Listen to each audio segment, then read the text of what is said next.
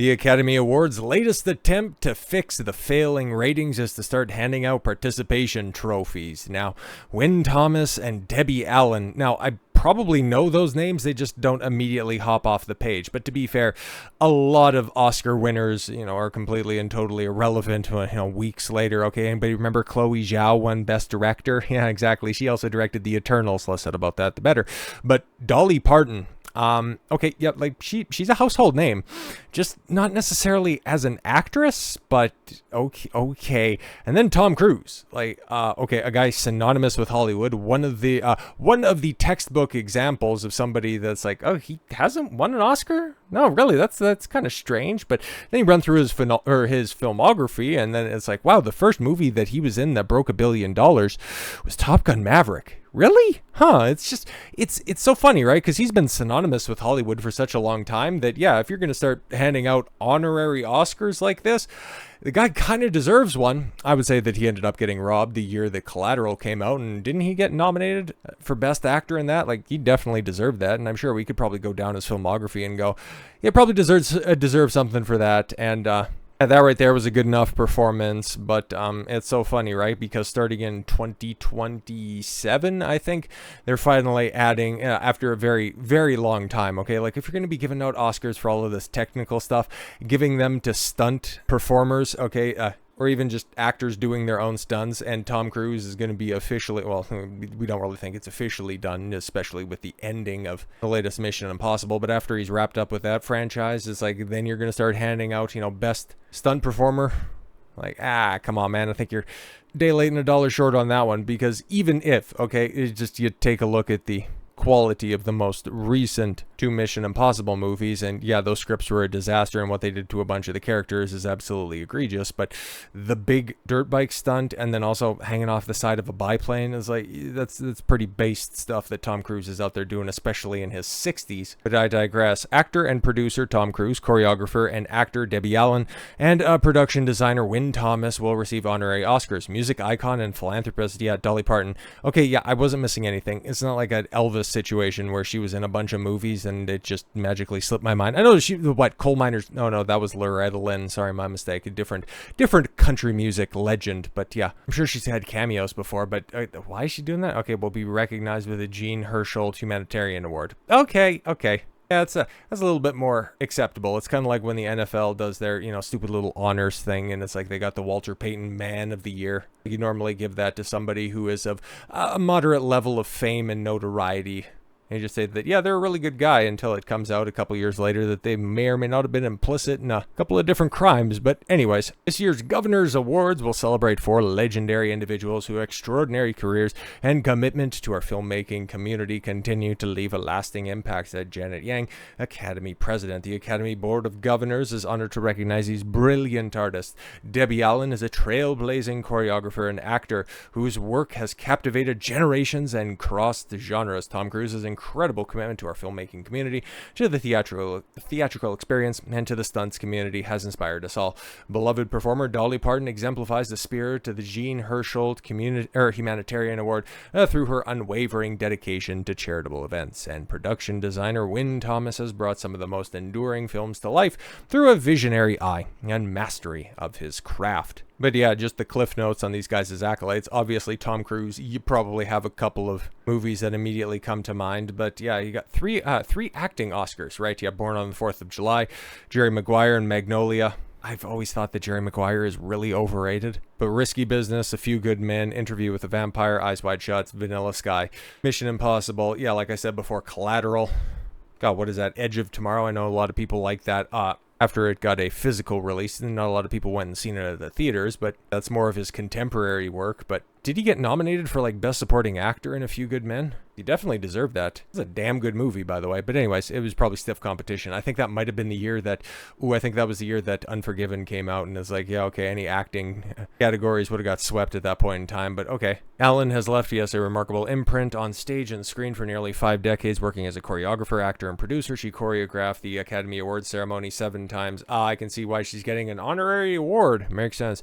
And contributed to films including Forget Midnight Paris, The Jazzman Blues, and 688.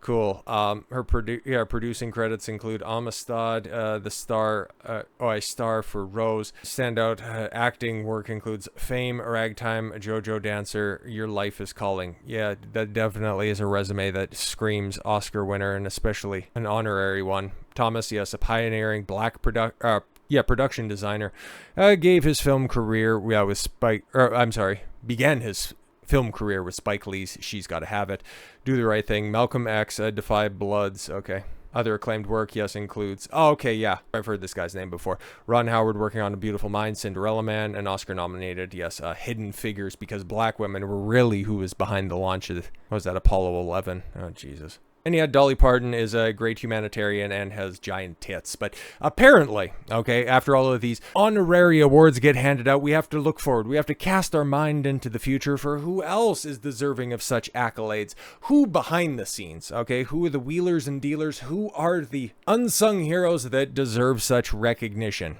Well, if you're Lucasfilm president, you think that your boss, Bob Iger, deserves an honorary Oscar while negotiating the ABC new Oscar TV deal.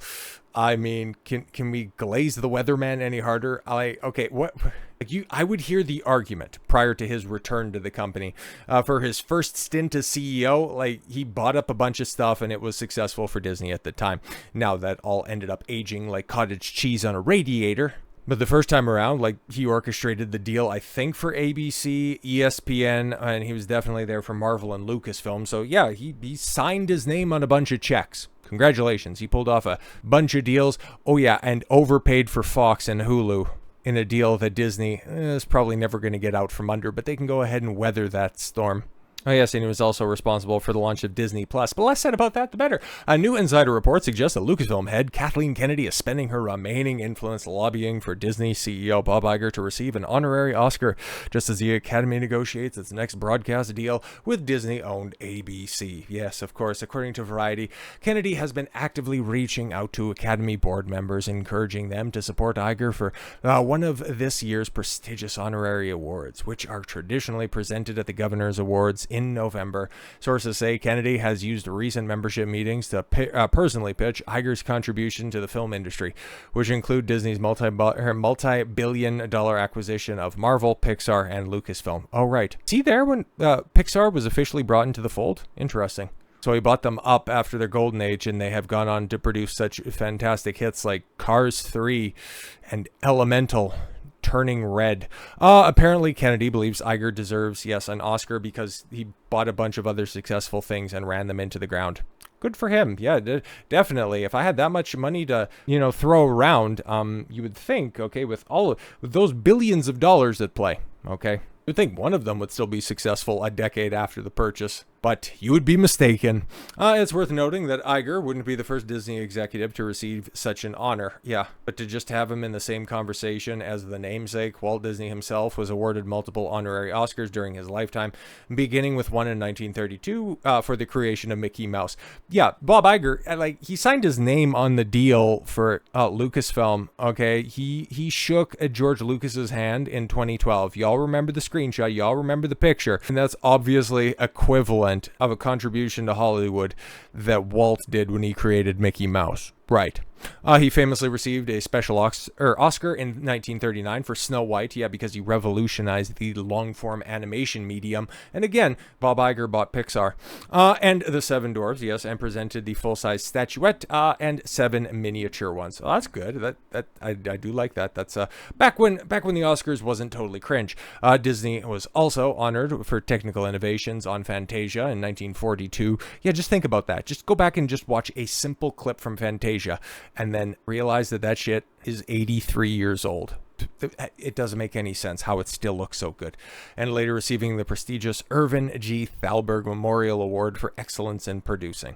For a company so steeped in Hollywood history, an honorary Oscar for Iger would carry a symbolic connection to Walt's legacy and give Iger a matching accolade that his predecessor Michael Eisner never received. Yeah, a guy that arguably, well, even though, yeah, his crash out, it's actually quite analogous to Iger's, if we're going to be completely honest. I forget which book I was reading. I think it was a Robert Greene one. It might be Mastery, or maybe it was, I think it's either Mastery or 33 Strategies of War. But yeah, just detailing the nosedive that Eisner had at the end after he had a falling out with Jeffrey Katzenberg, the architect behind the Disney Renaissance, who would go on to found DreamWorks, if I recall correctly. But yeah, the guy who brought Disney back to relevance, brought them out of the dark days of the late 70s, early 80s. He didn't get an honorary Oscar, but I guess he just didn't buy up enough stuff, and he didn't thrust the company into enough public and political battles that would make Walt Disney spin in his grave over. So yeah, that's why Bob Iger deserves an honorary Oscar. It's